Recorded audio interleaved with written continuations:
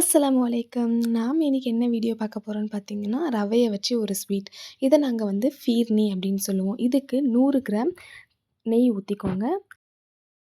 அதுக்கப்புறம் 100 கிராம் முந்திரி, திராட்சை, பாதாம், வெள்ளரி விதை இது எல்லாமே சேர்த்து நல்லா வறுத்துக்கோங்க.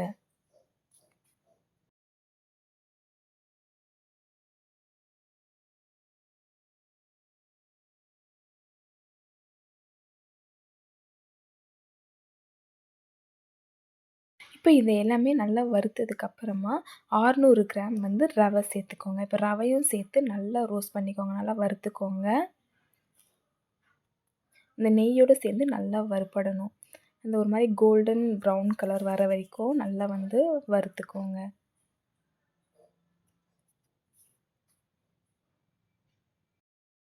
இப்போ ரவை நல்லா வறுபட்டதுக்கு அப்புறமா 2 1/2 லிட்டர் பால் வந்து அப்பப்போ சேர்த்துக்கலாம். ஏன்னா ரவை வந்து சீக்கிரமாக திக்காயிடும். அதனால அப்பப்போ சேர்த்துக்கோங்க.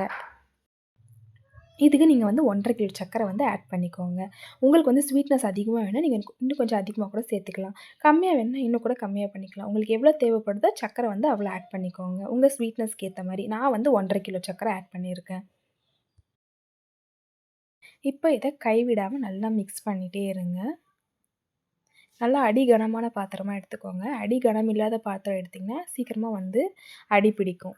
நீங்கள் அந்த 2 1/2 லிட்டர் பாலை வந்து அந்த திக்னஸ் ஆக ஆக நீங்கள் வந்து போட்டுகிட்டே வந்தீங்கன்னா கரெக்டாக இருக்கும். ஏன்னா ரவை வந்து சீக்கிரமாக திக்காக ஆரம்பிச்சிடும். ஸோ நீங்கள் அப்பப்போ ஆட் பண்ணிக்கோங்க. பாருங்கள், இந்த மாதிரி வந்து கன்சிஸ்டன்சியில் இருக்கணும். உங்களுக்கு சர்க்கரை பத்தலைன்னா நீங்கள் இன்னும் கொஞ்சம் சர்க்கரை கூட சேர்த்துக்கலாம்.